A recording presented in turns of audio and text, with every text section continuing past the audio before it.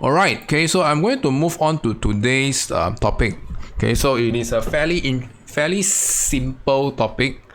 And so before we start, okay, I understand that you have covered just now you did mention, right? You covered some introduction concepts in school. So maybe you want to recap. Okay, what are some of the concepts that you recall that you have covered in school? Macroeconomics. Okay, good. The central economic problem, scarcity, choice, basically limited resources, unlimited ones. Okay. What to produce the basically the 3 questions.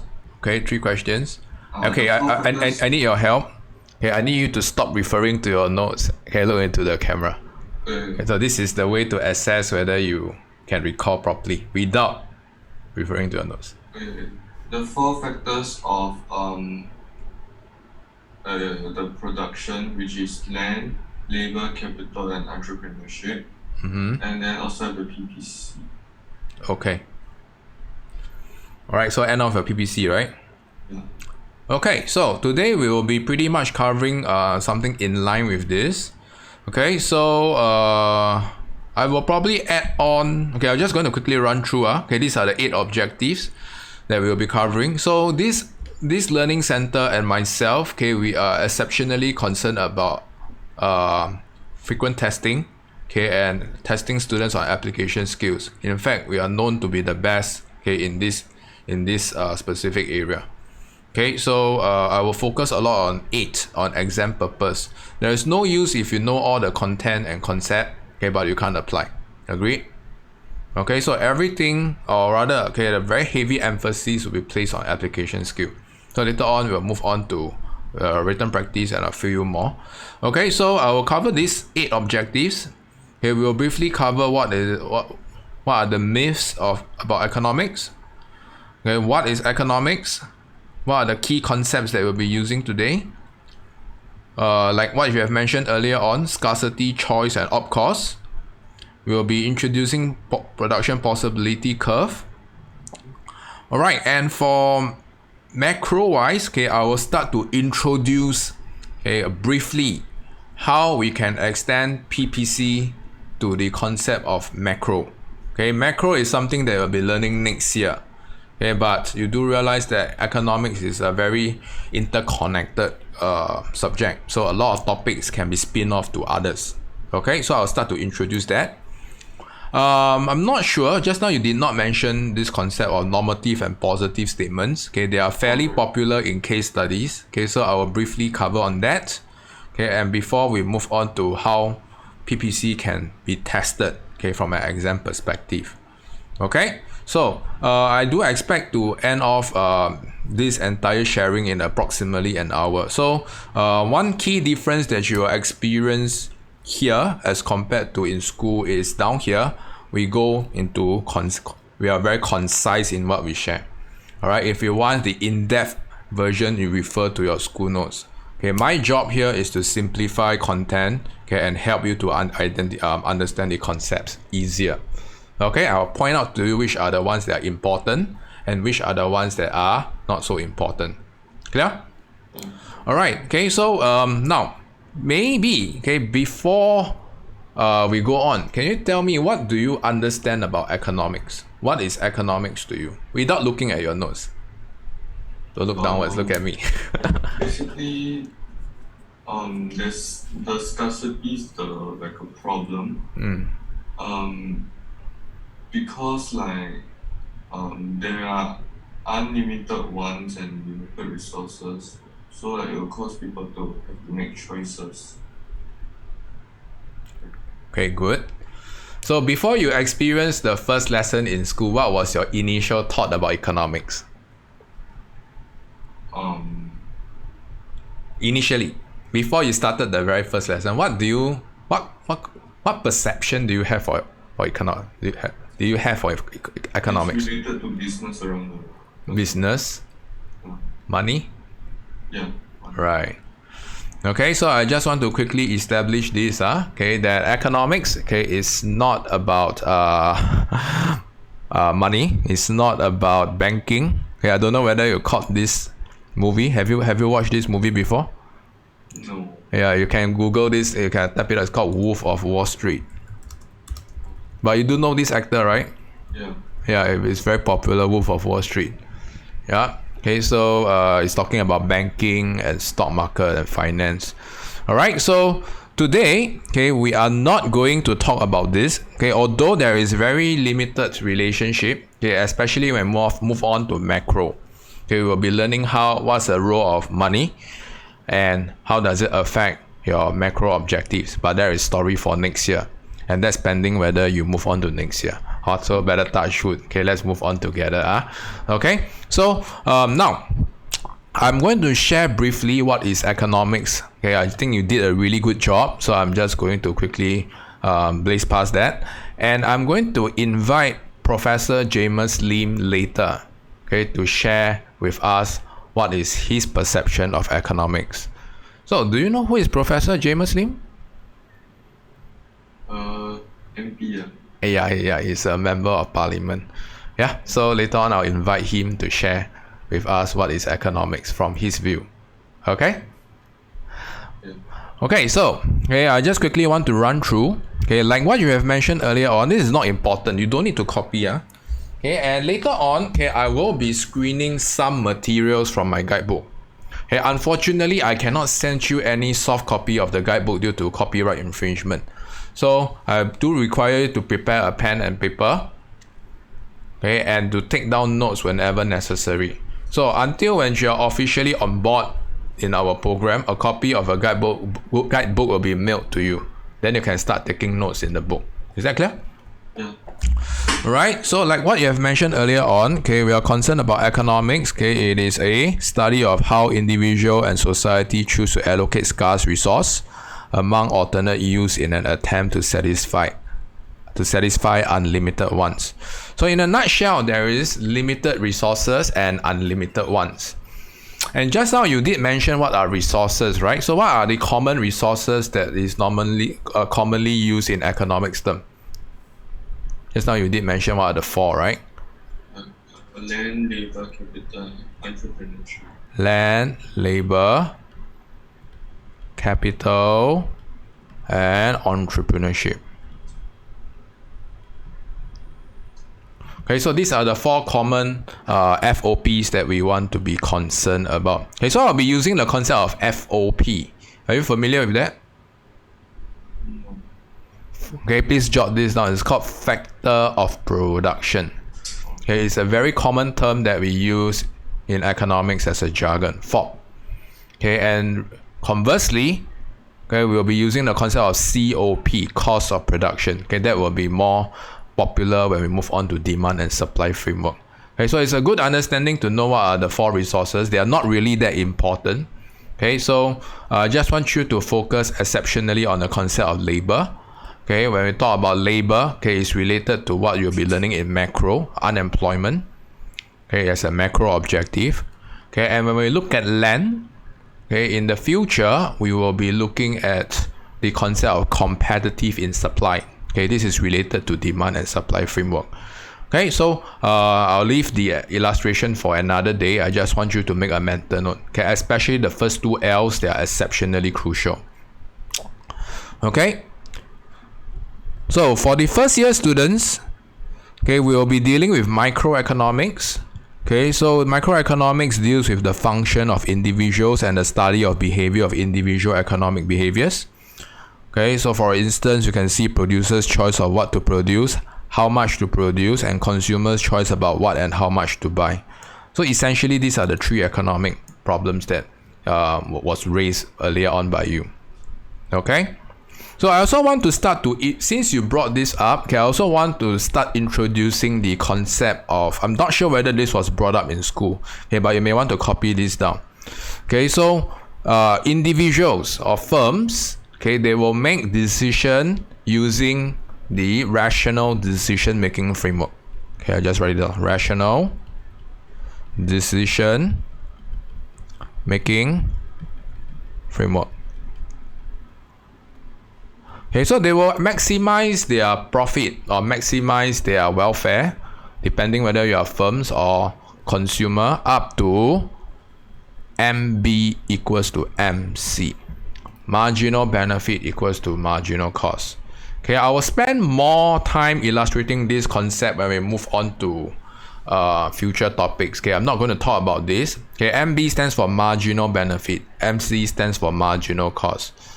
Okay, so this is increasingly a very important concept that a lot of students don't know how to use. Okay, was this introduced in school? No. Okay, so eventually it will come. So one more thing that I want new students who are watching this clip, okay, is that when you are in this program, okay, you are investing into a wider perspective. Okay, my role here is to provide you the good practices that I've collated from all other schools. Okay, so it doesn't mean that when I cover concepts alien to you, okay, you can forget it because it's not covered in school. Okay, but as a good practice, okay, this is what I do for A-level standard. All right. So we are for microeconomics. We are looking at individuals, okay, people like you and me, and we are looking at firms, small firms. Okay, so when we move on to macro, then we will be concerned about. I'm so sorry, my head is blocking. You don't need to copy this. Maybe I'll just lean a little bit backwards. Okay, so we are concerned about the economy as a whole. Okay, and we will be studying macro objectives such as national income, unemployment, general price level, and how do government address problems down here. Okay, given their scarce resource as well. Okay, so I will not address too much on macro. Macro is a story for another year, next year. Okay, so most of my year 2s find that macro is slightly easier than year 1. Okay, I can't be sure. Maybe you will verify this with me at the end of the year. Tell me, okay, whether which one do you find it, or next year, which one do you find it easier or harder? I don't know. All right. So having said that, okay, I will invite Dr. Lim, okay, to share with us. Dr. Jamus Lim to quickly share with us what is his perspective of economics. Okay, so give me a second. All right, so I'm going to play the clip. If you can hear the clip, give me a thumbs up. All right. A second one is to think a little bit about how economics actually applies to the rest of the real world, right? So it's different for everyone. For me, I was just interested in economic principles. Some people think that economics is just about, I don't know, the stock market, or it's just about finance or the macroeconomy. Actually, economics is just about it's a certain study of rationality and human behavior. And there are economists that study things that are very, very esoteric. They study things like the institutions that comprise our society and how those evolve and how that contributes to cultural outcomes that we observe. There are economists that study human decision making at a very mathematical level, and then there are those that study it at an experimental and behavioral level. There are economists that study the organization of firms in the economy, that's called industrial organization, and then there are those that study phenomena like the gender pay gap and racial pay gaps. So those are economists that kind of do what's called applied economics. So you have to find your own interest, but economics is actually quite a big tent. So you can go very broadly in terms of the type of social scientific subject that you are interested in, and you'll see that economics probably has something to say about that. For my best friend, he was interested always in reading The Economist, which is a magazine, a weekly news magazine, and that is another way to kind of sustain and build your interest because you're reading about how economics plays out in the real world in different countries worldwide. Right. So that's like find your passion and use that to drive what would otherwise be potentially very textbook study of models and equations that can get dry if you don't quickly relate it back to your original passion and interest. Okay, so I hope Dr. Lim has give you a very good perspective of what is economics.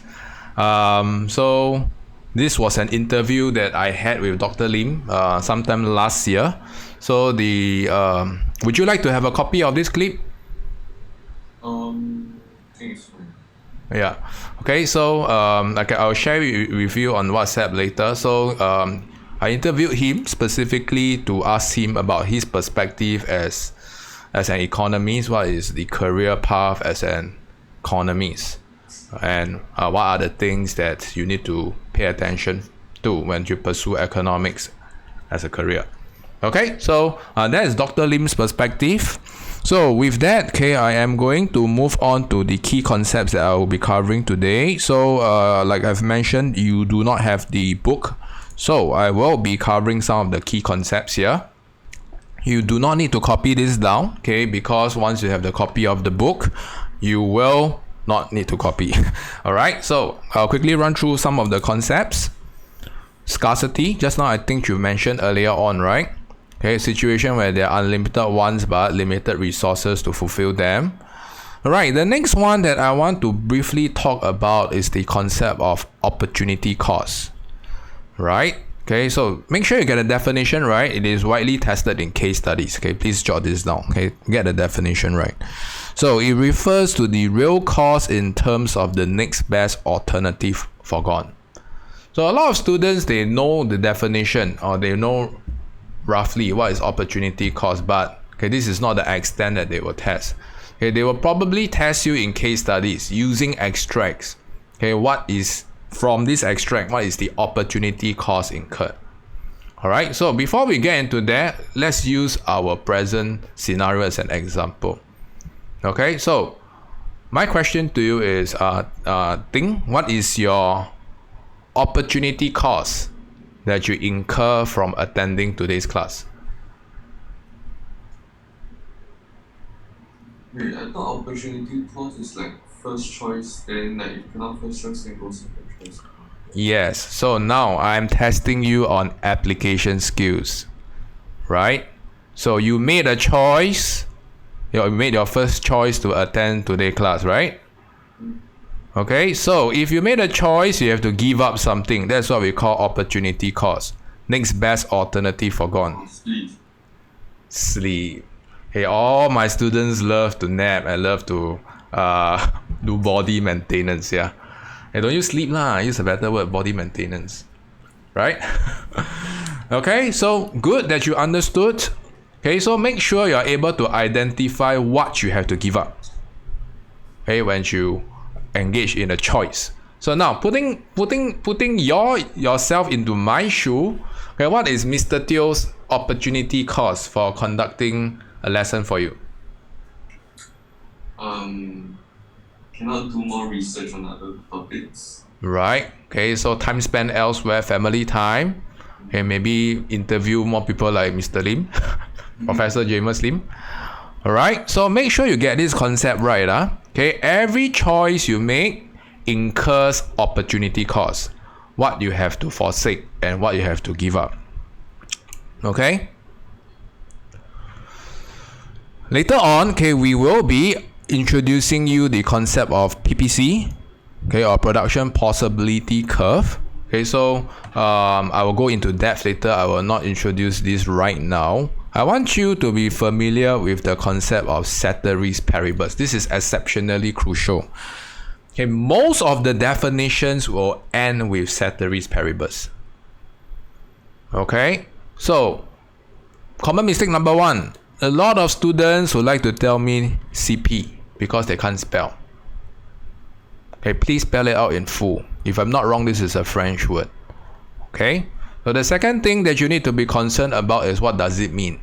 Okay, it simply tells you that all else remains constant.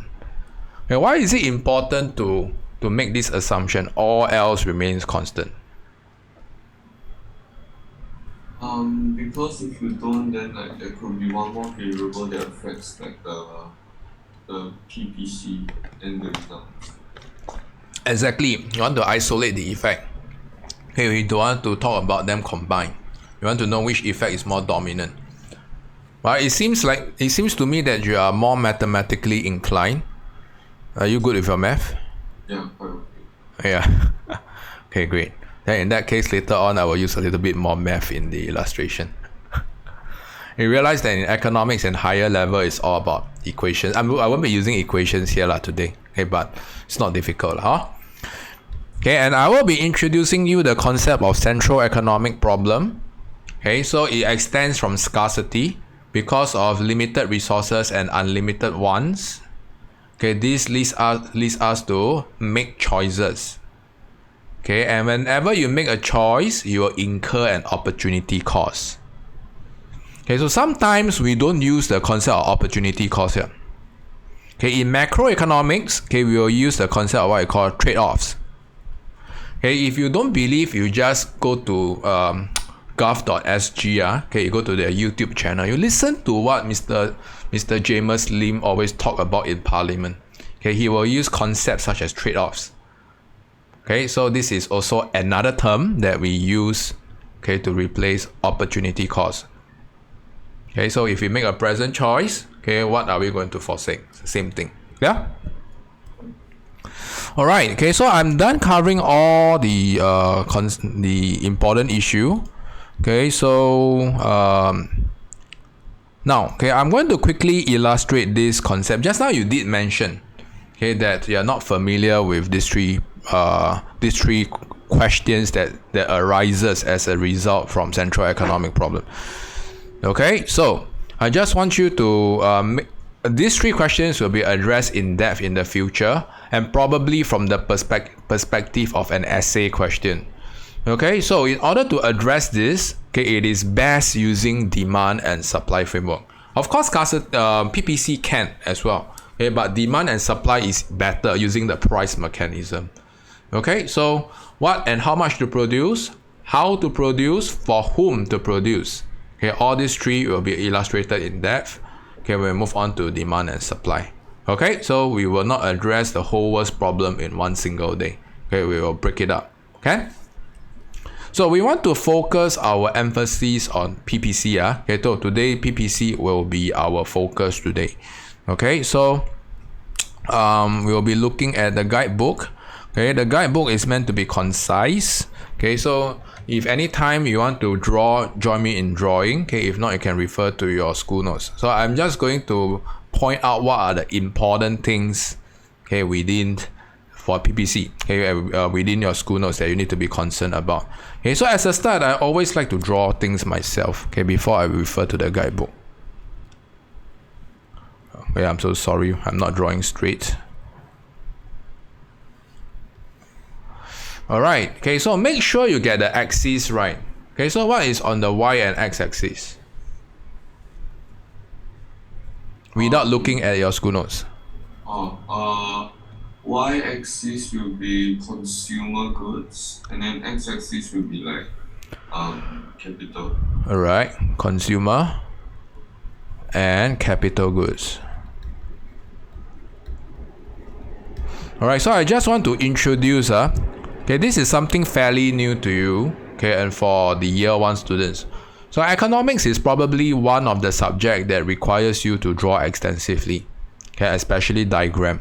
So make sure you're familiar with interpreting, okay, and illustrating diagram. So the next thing is, okay, what is the significance of these two axes? Okay, realize that on the y-axis is consumer good, x-axis is capital good. Does it necessarily means that y-axis must be consumer good or x-axis must be capital good? Can they be changed? Yeah, okay. They can be changed, right? So just flip the y and x. Okay, your y-axis can be capital, x-axis can be consumer. Okay, likewise, it depends on what the question gives you. Sometimes the question don't give you consumer and capital good. Then you have to make your own deduction. What is the two goods that were mentioned? Okay, it could be beef and pork, right? Okay, and it could be good A and good B. We don't know. Okay, it's all very question centric. But as a start, okay, if you are not sure, okay, please pen this down. PPC, we are always looking at the two good economy. Okay, this is a very central assumption. Two good economy. In the future, we will be exposed to more models, okay, more diagrams. in demand and supply, then we won't be using a two-good economy. Okay, we will be using your y-axis will be your price level. Your x-axis will be your quantity. When we move on to macro, we'll be using the ADAS framework. Aggregate demand, aggregate supply. Okay, your y-axis will be your general price level. X-axis will be your real national output. So there are a lot of diagrams that we will be moving on. But generally, the y-axis is price level. It's only for PPC that the y-axis is another good. Clear? Alright, the next thing that we want to be concerned about is how does the PPC look like? What's the shape of PPC? It's like a downward, Downward sloping? concave, I think.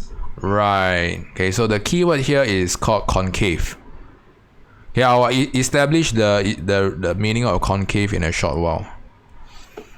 Alright, so it slopes downwards. Okay, but it does not slope downwards linearly. Linearly means what? It means it's a straight line, right? Okay, so it's a bow shape. Okay, concave and bow shape are used interchangeably. Okay, and there's a good reason why is it concave. So make sure you get the word right. It's a concave. Okay, what is the opposite of concave? Have the school teacher covered? Have they covered? Are you familiar with wearing contact lens? Right. So if you ever try wearing contact lens, you realize that they ask you to contact lens is what we call convex. And then when you put on into your eyeball, okay, because contact lens looks like this. And when you put into your eyeball, okay, it will fit nicely. Okay, this will be rejected by your eyeball. Okay, concave. So it simply tells us that on the PPC, let's label this PPC. Okay, so make sure you label all your curves.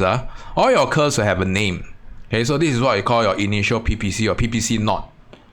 Okay, when you want to illustrate shift or movement, especially shift, then you will use PPC1, PPC2. I'm going to show you in a short while. Okay, so what does PPC represent? Okay, let's go back again. Okay, just now I think I skipped briefly. Okay, it tells us that this is the maximum attainable combination of goods and services that can be produced by an economy when all resources are fully and efficiently utilized. Okay, so now let's move back here. Okay, so we can actually see that this is the combination of consumer and capital goods that can be produced by your factor of production, all your resources, when they are fully utilized.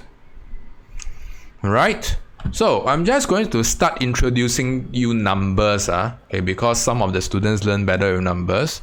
Okay, I think just now from what you mentioned, okay, you seem to be more equipped with numbers. So I'm just going to start to introduce you, okay, numerical examples. So let's put an origin here. Right? So we can actually see that, let's start from this point. Okay, we can see that at point 0, no, at this point, let's call this point A. Okay, how many capital goods are we producing at point A? We are producing 0 capital goods. 0 capital goods. And we are producing the maximum amount of consumer goods, right? Yes. Okay, let's come up with a hypothetical scenario. 0, 10. Okay. So I'm just going to move down to one notch to point B here. Okay, maybe I blow this up. For you to. Okay, so point B tells us that this is another potential attainable combination, right? Yep. Okay, so let's point this out, probably 9 units. Okay, so if you were to use the same approach, point B will be 1 capital good, 9 consumer good. Okay, now I'm going to move further down. Okay, one more.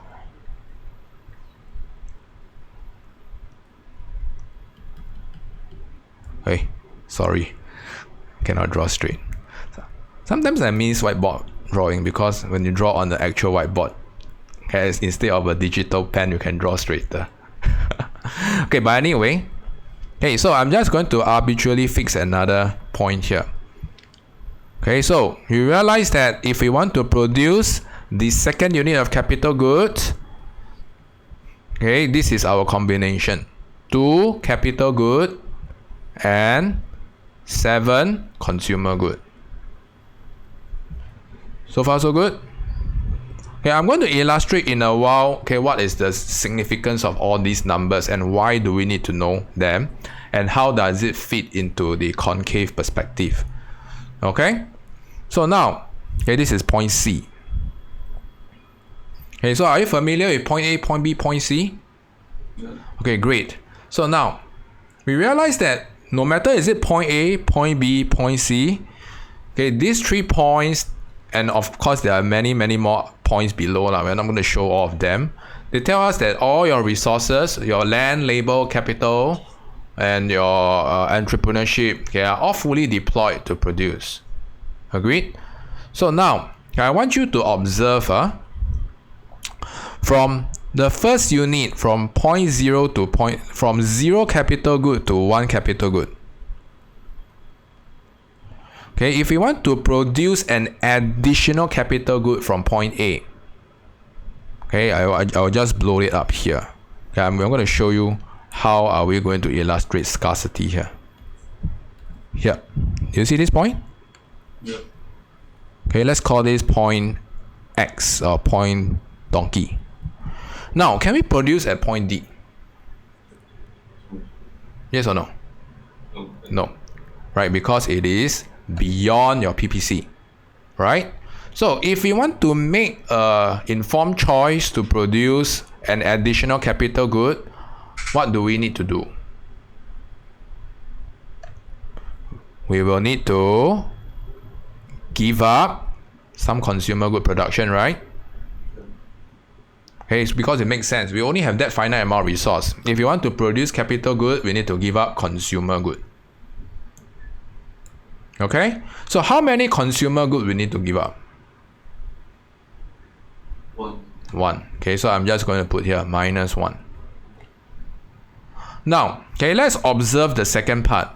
If we want to produce the second unit of capital goods, okay, so we are going to make an extension again.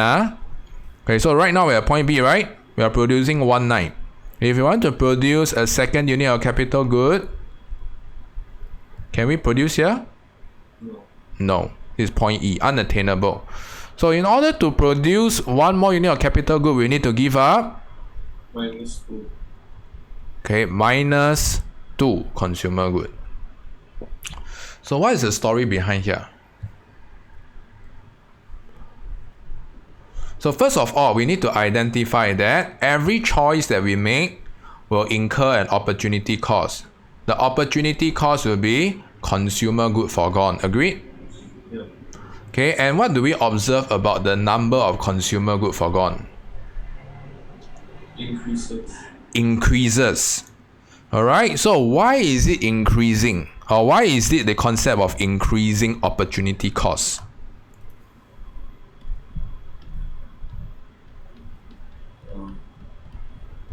Okay, so good that you identify that there's increasing opportunity cost, right? Okay, you need to give up more and more consumer good production when you produce capital good. But why do you have to give up more and more consumer good without looking at your notes? Think through.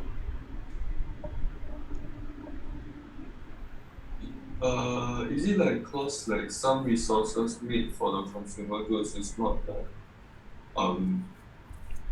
it's not like cannot be made to use capital goods, something like that. Alright, good. Okay, so what is the concept known as?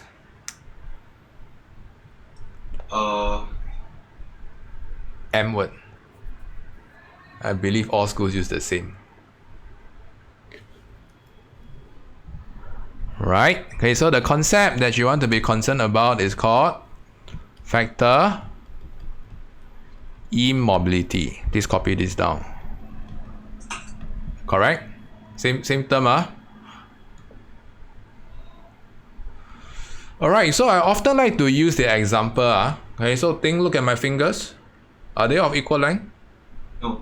Okay, so likewise, Okay, for resources, they are not exactly the same. Right? So different resources like labor possess different skill set. Some of them are more inclined to produce consumer good. Some of them are more inclined to produce capital good. Okay, so if we were to put this into this perspective, okay, if we want to produce from 0 to 1 unit of capital good, okay, what we can do is we can probably, okay, example here, okay, is to ask the most talented consumer good worker who is equally talented to produce capital good and persuade him to produce capital good. Then in that case, okay, you are going to lose 1 unit of consumer good, gain 1 unit of capital good. But as we move on to the second, third, fourth unit of capital goods, we realize that factor immobility starts to kick in.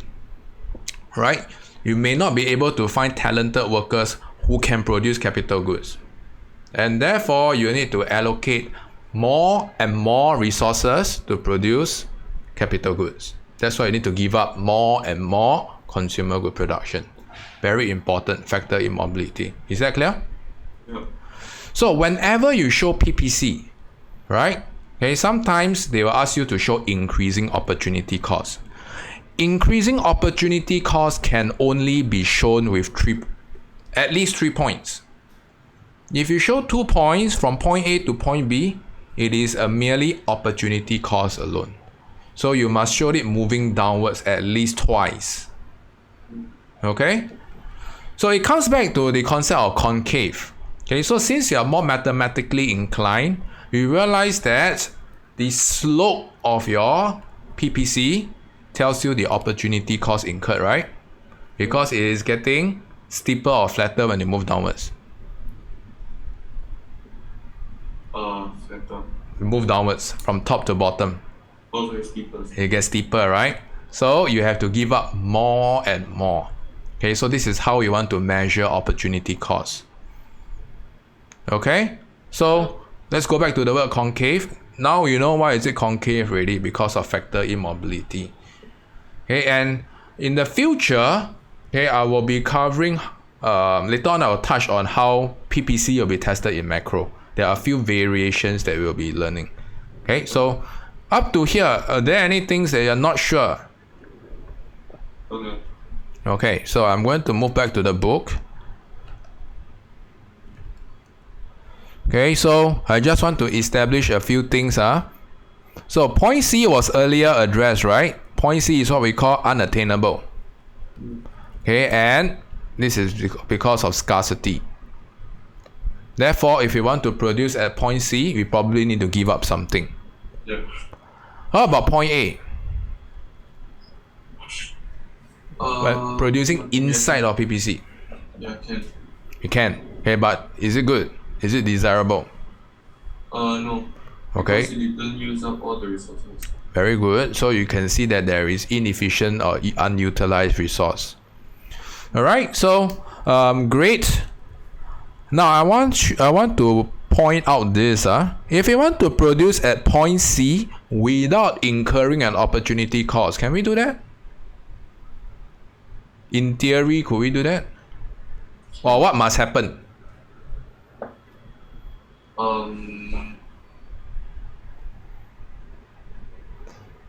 Trade-off. If without incurring a trade-off, without incurring opportunity cost. So let's relax the assumption, ceteris paribus. Ceteris paribus means all things remaining the same, right? So right now, okay, we know that any point on the PPC tells us that your resources are fully utilized. So in order to produce at point C without incurring a trade-off, okay, we can see that your PPC must expand outwards.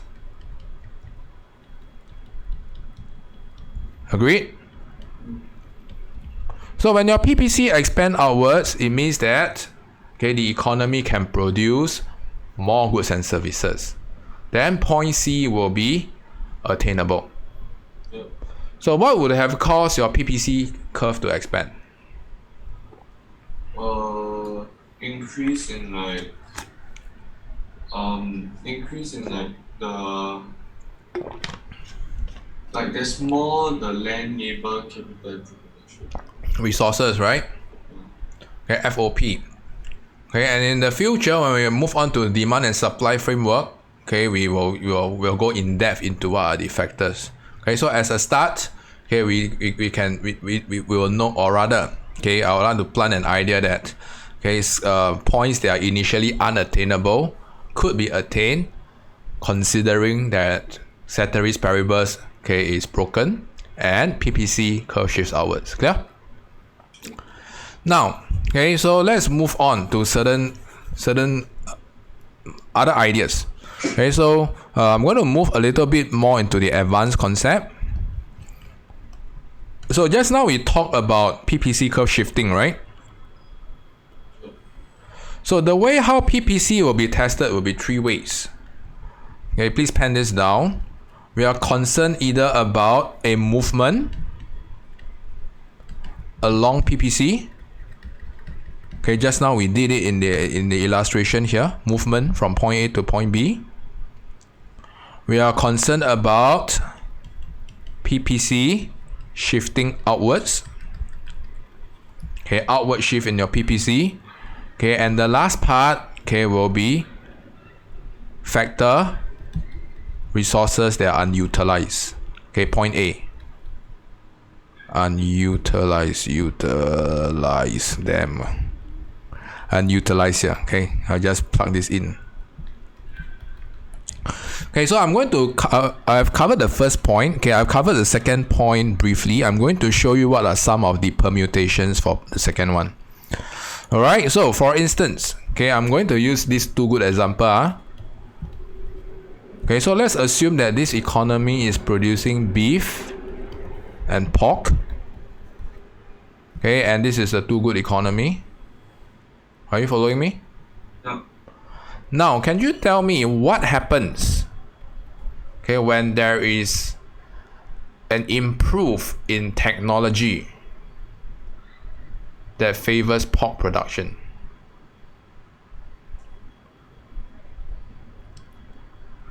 Now, before we go into that, let's address the easy part first. What happens when there is a general improvement in technology? Is it going to be a movement, a shift, or an underutilized resource? It's gonna be like move to the right. Remember, movement, we are looking at sliding along PVC. Yeah. Shifting, we are looking at your entire curve shifting inwards and outwards. You shift outwards. Shift outwards. Okay, so make sure you can differentiate. Okay, economics is all about shifting and movement. Okay, you have to differentiate that. Okay, so this is what happens when there is improved technology, right? Yeah. Okay, the economy can generally produce more as a whole. Now, I don't want to test something so basic. So now, my question to you is, what happens when the economy experiences an improvement in technology that favors pork production?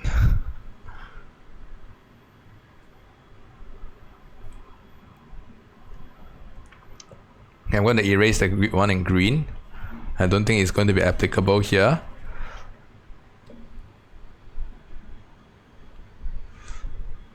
So, no matter whether is it a shift of a movement, we do know that there is going to be some form of shift, right? Because there's a change in technology. Agreed? So how will the new PPC curve look like? Is it going to be concave as well? It should be concave. It will always be concave, right? Unless you break the assumption that opportunity cost is not constant.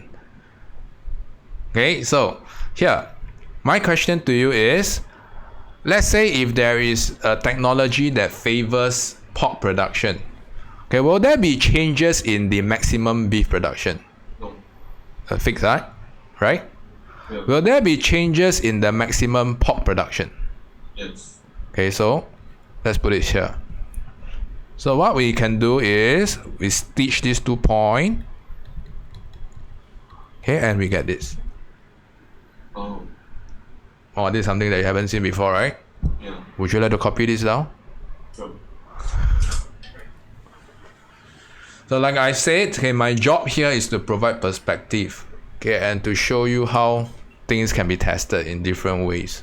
Okay, I can assure you it is not going to be like any standard lectures that you undergo. So this is what we call a lopsided shift. Okay, so I want you to pay attention to any phenomenons, okay, or things that are mentioned in the case study or in the essay that affects only one production. Okay, and it does not necessarily means that it had to shift only towards the pork side. Sometimes when there is an improvement in beef technology, then okay, you shift the beef side, remain and you eliminate and you stay constant at the pork side. I'm going to show you another variation. So think, using the same concept, can you tell me what happens when when the economy experiences mad cow disease? The economy what? When this economy experiences mad cow disease. Using the same concept that I covered earlier on. Then beef will drop, but pork remains the same. See? Beef, pork. PPC one. Make sure you label them. Okay, good. It seems like you are understanding the concepts really well. Okay, I'm glad that the school has covered some basics. Okay, so this is what we call lopsided shift. Okay, and like I said, PPC can also shift inwards. Okay, so here, PPC can also shift inwards. Okay, so what could have caused PPC to shift inwards? Worsening lesser resources. Lesser resources. Generally, lesser resources will lead to lesser potential to produce. Okay, so your entire PPC curve will shift inwards. So the question will not tell you that resources are depleted, but the question will come out with extracts that suggest that. Okay, so remember, don't memorize your notes because notes are not meant to be memorized. You need to understand the concept that there is resource depletion. Then look at what the extract or the evidence suggests that there are resource depletion. Okay, so for instance, okay, recently we know that there is in Hong Kong, okay, there is a lot of people leaving Hong Kong, right? Okay, why are they leaving Hong Kong? Are you familiar with Protest, right? Yeah, there's protests. Okay, so there is instability in Hong Kong. So in this case, this is what we call a brain drain. Okay, especially the higher intellects, the higher skilled workers, okay, they are leaving Hong Kong. Okay, so the extract will be painted to you in this way, and you have to infer that there is a fall in PPC. Okay, so they won't tell you that resources are depleted. Okay, you need to make clever inference. Alright, so far up to here, are there any questions for me?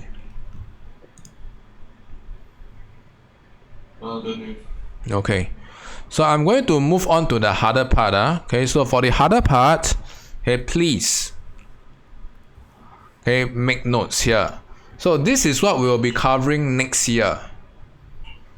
Right? So how can PPC be tested from a macro perspective? Okay, so for my year 2s who are watching this, okay, then that's good. You probably will start to experience this. Alright, so I will be using two concepts to illustrate. Okay, the first concept is what we call economic growth. Okay, this is one of your macro goal. Okay, for my year 1s, you can just take down notes first. Next year, okay, you'll experience this. So it all comes back to understanding what is PPC, right? So from point A, we understood that it is underutilized resource. Point B is fully utilized resource. Okay, so can we move from point A to point B? In theory, we could, right? Okay, when we start to utilize more and more resources, they are underutilized. So this is what we call actual growth. Please pen this down.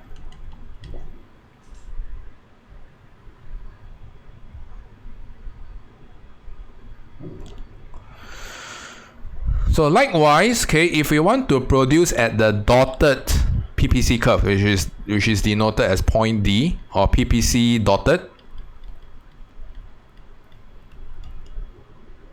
Okay, so we realize that the PPC dotted is not attainable for the time being, right? So like just now what you have identified, you need to experience a shift in your PPC in order to produce at the dotted areas. So this is what we call, I'm going to change another colored pen, potential growth.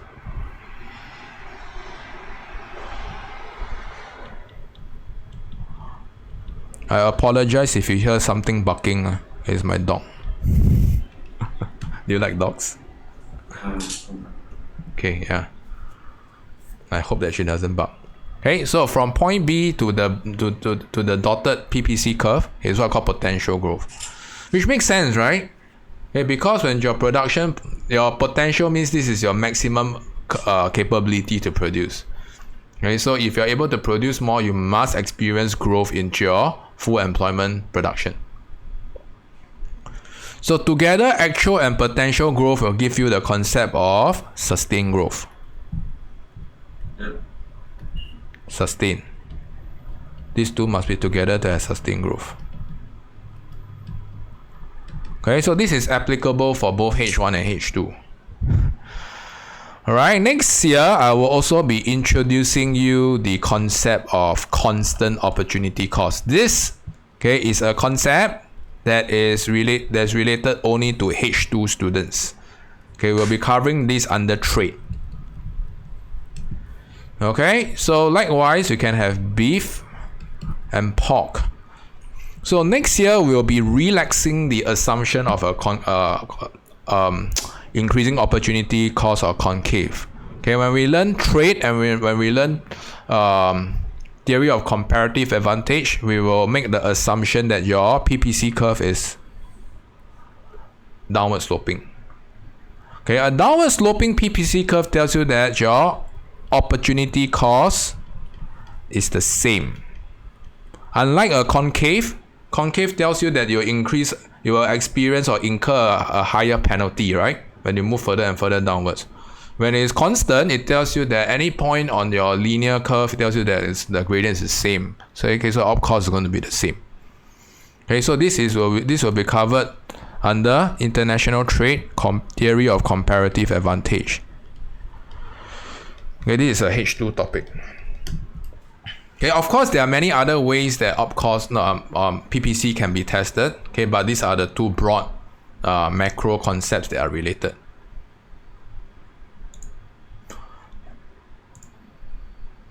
Okay, up to here, any questions? No. Okay, so I would like to make this opportunity to cover normative and positive statement. Okay, so they are not really related to today's topic, but often, okay, students are expected, okay, to differentiate between normative and positive statement. Okay, so for students with our guidebook, okay, please flip to page 152 and 153. Okay, please flip it to page 152 and 153 now. Okay, these two definitions are not in the book. Okay, so please copy down under page 152, normative statement. Okay, please jot this down. And positive statement, please jot this down. Okay, during the point of publication, okay, the publisher omitted our definition for this. So I'm very sorry on behalf. Okay, but it's not that material so long as you copy this down. Okay, so please copy this down. Okay, normative and positive statements. Okay, and you realize that they are the opposite of one another. Okay, so the first one, normative statement, okay, it is a judgment that is subjective and not based on empirical evidence, cannot be tested. Okay, so the second one is a positive statement. It tells us that it is a statement that is factual, can be tested on empirical evidence, and involves no value judgment. Value judgment means subjective. So I'm going to quiz you. Okay, you are going to tell me whether this is positive or normative. Yeah? So the first question. Hey, Mr. Teo is very handsome. Hey, is this positive or normative? It's normative. Right, it's subjective, right? I was hoping that some of you would say that it's positive, you know, because it is a fact. Okay, it's a normative statement. Okay, so make sure you look out for value judgments, those that have their own feelings, their own thoughts. Okay, they are inserted. Okay, so this is widely tested in case studies. They will ask you, okay, to define, and they'll ask you to identify case materials. Right? Positive statements on the other end, okay, will be a fact. For instance, okay, PPC curve, okay, is downwards, is a bowl-shaped curve because of factor immobility. Then we can verify that, oh yes, okay, because okay, there's factor immobility. All this is a fact. It's already covered earlier on, so there is no case of dispute. It can be tested. Okay, so make sure you're able to differentiate between the two. The first one is easier to identify. Every time when you detect a feeling or an emotion in the statement, more or less is a normative statement. Clear? Alright, I hope you guys are done copying down on page 152 and 153. So I am going to the most important part about exam perspective. So for exam perspective, okay, I will need you, okay, to jot this down if you like. So the most important way how PPC is tested, okay, will be movement versus shifting. Okay, these are the two popular ways. Just now I came out with a third way of resource underutilization. That's the third way. But mainly is movement versus shifting. So when we're looking at movement, okay, we're looking at movement along your PPC, the opportunity cost incurred. We're looking at shifting, we're looking at, okay, whether there's more resources available or less resources available. Make sure you're able to detect from the case material. This will be tested later. Okay, increasing opportunity cost, like I've said, it requires you to identify 3 points on the PPC. 2 points is not enough. 2 points cannot show increasing, must show the third point. Okay, and this won't be tested later, but it's good that you have awareness. Alright, actual and potential growth in macro is fairly popular. I've seen this tested in macro several times. Okay, so for my year 2 students, okay, make sure you're able to illustrate, okay, using the PPC approach. So, and the last part that we want to be concerned about is positive and normative statements. Okay, this is widely tested in case studies. So make sure you're able to come up with the definition and identify them. Okay, they will easily add up to 4 marks, 2 to 4 marks. So far so good? Yep. Alright, okay, so we have come to the end of the content. Later on, okay, we will be proceeding on with the exam, or rather a small written practice. Okay, so this is signature. All our classes will have a written practice, so like it or not. Okay, so if you don't like written practice, don't come. Okay, so this is where we value add. Okay, we will show you how or the practicality of what you have learned. So with this, okay, let's go for a short break. Okay, freshen up yourself. Okay, so the faster you are back, the faster you can kickstart and we can end the session. Okay? When you are back, turn on your webcam. Thank you.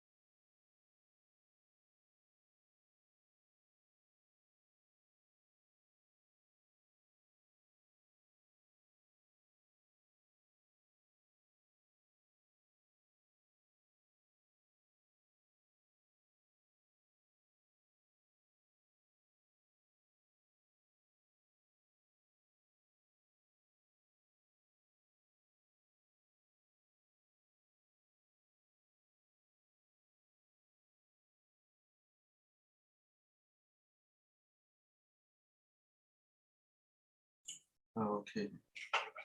Right, good. Are you adequately rested? Yeah. Okay, good. So how's have you all finished orientation already? Yeah. Okay, so right now you all have broken down to your actual classes already. Yeah. Okay. So how was the orientation? Do you like that? Can okay. Have you picked your CCA already? Yeah. Oh, I okay. So class. sorry, which CCA are you in?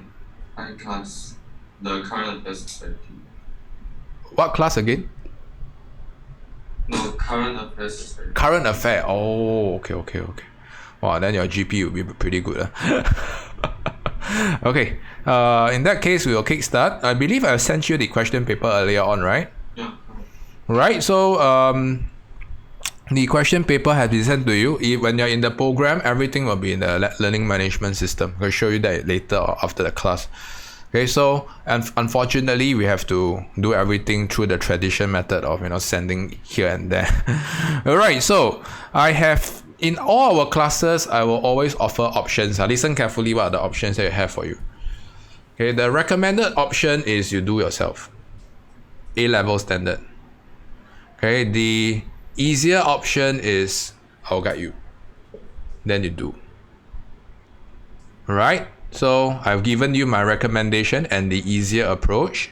So which one would you like to adopt? Don't worry, you won't be judged. Sorry? I do it myself first. You do it yourself first, huh? Okay, so in that case, I'm going to give you 15 minutes. 1-5. More than enough. Actually, is a lot more time, but this is your first time I give you. Okay? So 15 minutes to complete this assignment. Okay, I'm going to time you. Okay, once you're ready, you can start. Good luck. And if you need me, just unmute yourself and talk to me.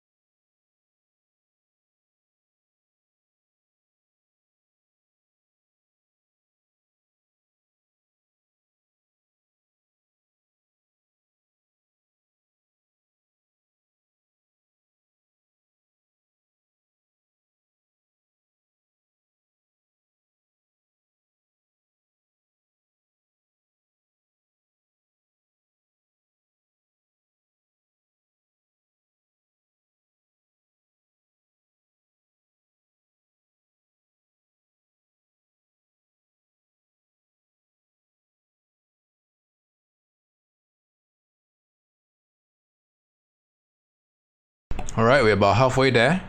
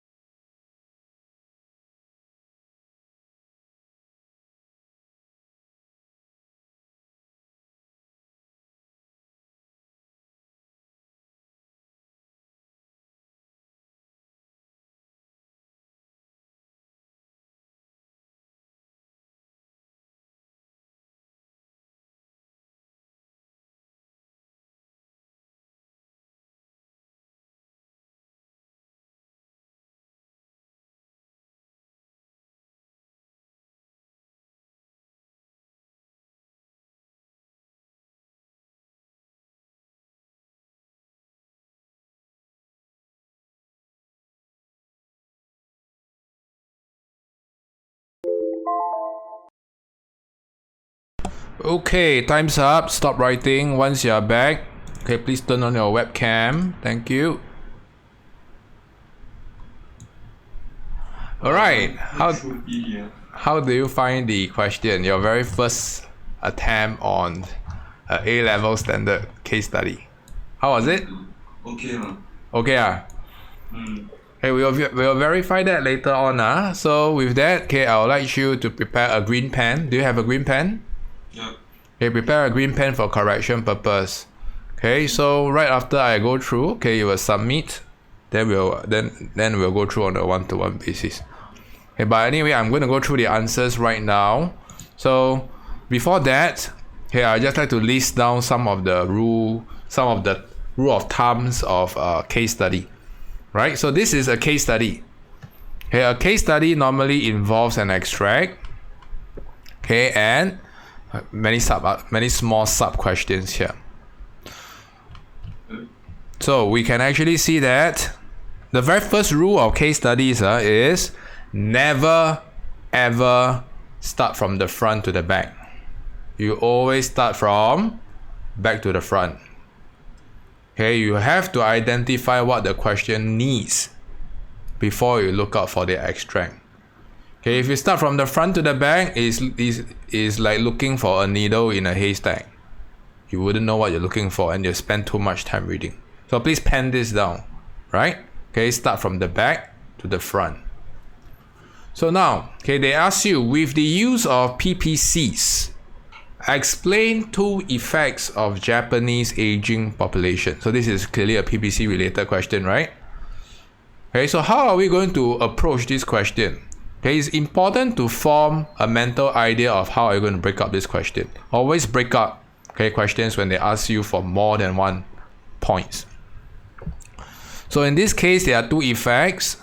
Okay, if you do a simple mathematics, it's likely to be 2 times 3 marks, right? Okay, so how are we going to distribute the 3 marks? Remember, you are supposed to use a diagram or 2 diagrams. Okay, so 1 mark will be given to a diagram. 2 marks for explanation. So before we hop into aging population, okay, remember just now I've gone through some of how PPCs can be tested. Let's verify this. Okay, when they ask you effects on Japan's economy with aging population, okay, you want to look into, where is this? Okay, sorry, not here. Here. Hey, where did I copy this? Oh, it's these three ways of testing. You want to identify with an aging population, will it cause a movement along your PPC, or a shifting of your PPC, or resource underutilized? Okay, any 2 out of the 3 here.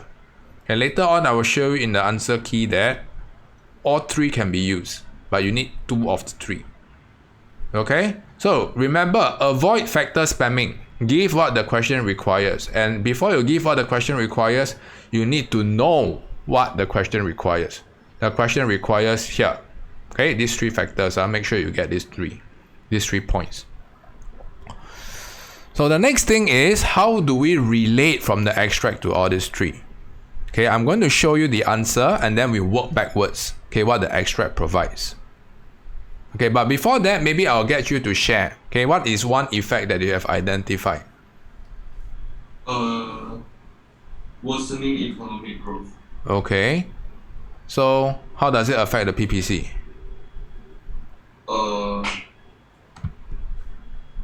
I put consumer goods and aging population as my first one. Okay, consumer good as your x-axis, is it? Y-axis. Aging population? X-axis. Okay. So now, okay, let me ask you a question. Consumer goods can be consumed, right?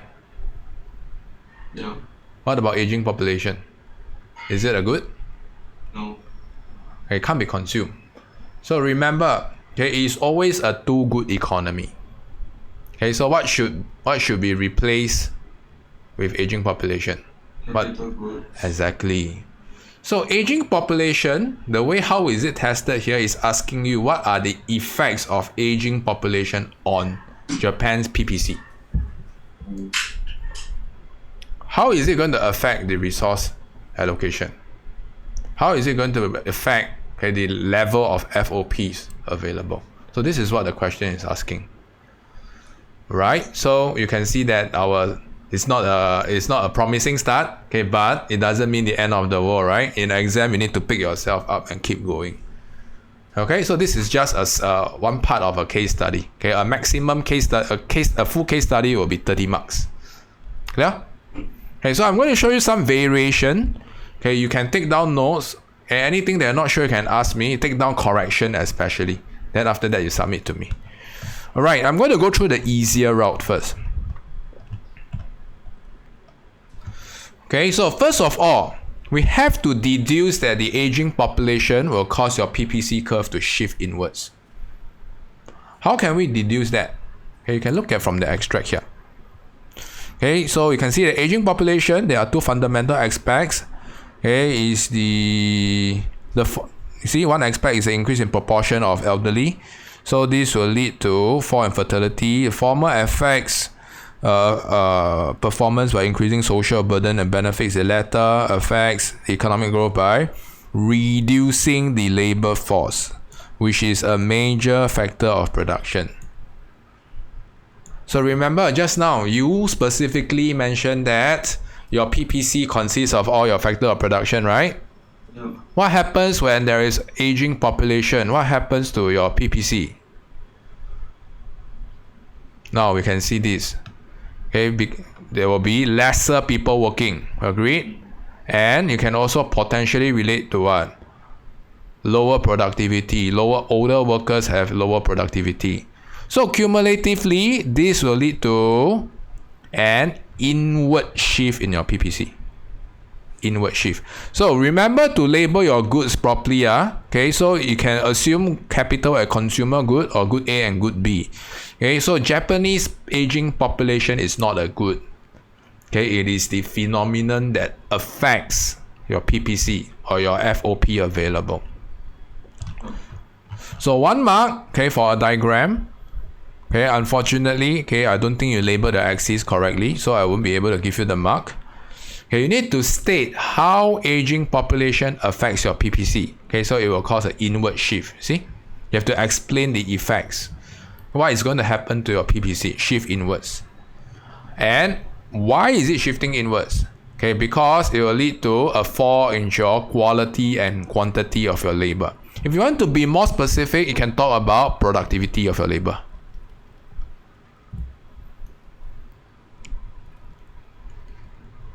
And if you even want to be more specific, you can talk about retirement. Okay, your quantity of your labor will fall because of more people getting retired. So your labor force will shrink. Okay, the amount of labor is going to shrink. And this will lead to a fall in your country's production capacity. Okay, so 1 mark, 2 marks for explanation, 1 mark for diagram. So far, is everything good? Is it consistent with what we have covered? Yeah. It's a shift, huh? So I want you to observe what went wrong. Later on, you will share with me. Okay, so normally the concepts are not difficult, but it is the application process that students actually mess up.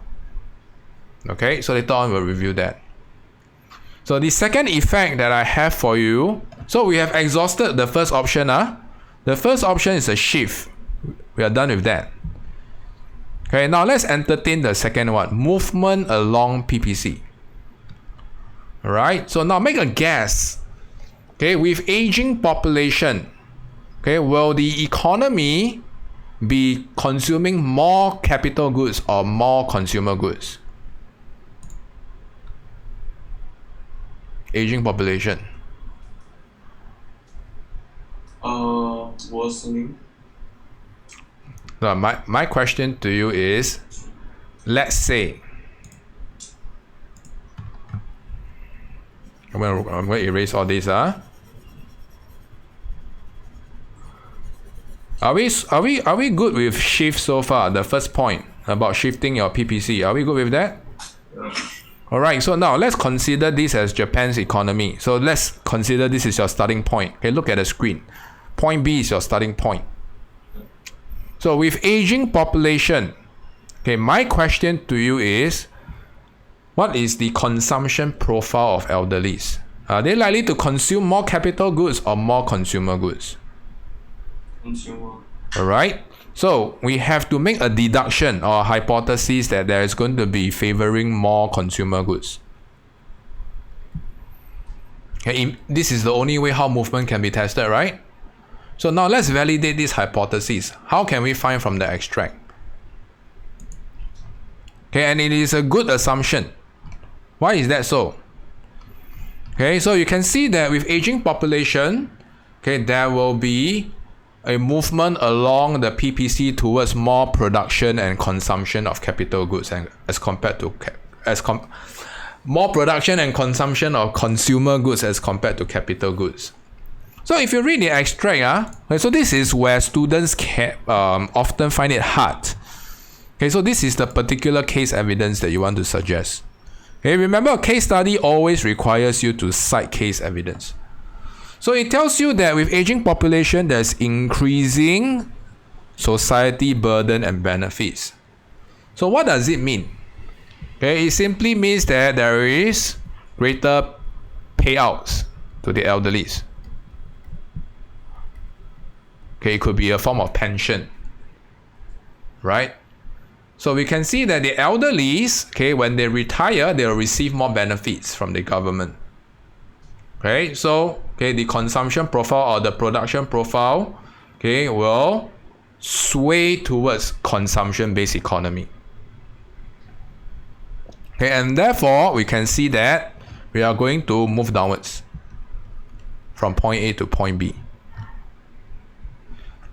So this is how you want to interpret social burden. This is hard. This point is hard because if you haven't learned what is social burden, you probably won't know. Okay, so this is a commitment by the government, okay, to continue to support the elderlies, okay, by giving them replacement income when they retire.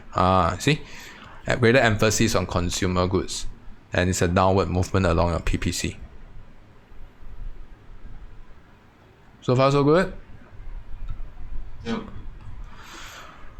So can we possibly utilize the third option? Okay, remember the third option that I've mentioned is factor resource underutilized. So in this question, it potentially can be used. Okay, but I always look out for the first two first. Okay, these two are the important ones.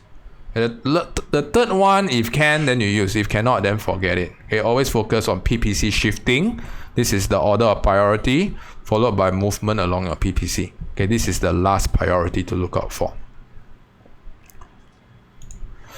Right, so the last priority is this. Okay, though this is the illustration. It tells you that when there's aging population, there will be underutilization of current resources, and you'll be producing inside your PPC. And why is that so? Okay, you can see that there's a shrinking labor force, and many of the current industries may not be able to find resource to operate their own existing machineries. So in a nutshell, okay, the machineries and capital resource, they are underutilized because of aging population. Okay, so you can denote this as the production inside your PPC. This is also accepted. Although I find this point closely duplicated with the inward shift, but I'm still going to give credit to this point. Yeah, for those who identify that it's going to be a inefficient production, inefficient utilization of a resource or underutilization. Okay, I accept. So make sure you have two diagrams. Make sure each of the diagrams are adequately explained with reference to the PPC. It has to be a movement, a shift, or underutilization, and it has to be contextualized towards Japanese aging population. Okay? Alright, don't be too concerned. I will send you the copy of the answer key at the end of the session. So far, so good. Are there any questions for me that you don't understand? Don't have. So how did you do? I got 1 out of 6. Okay, can. All right. So for the viewers out there, okay, I'm going to cease this sharing. So if there's any questions for me, okay, please drop it under the comment segment. All right.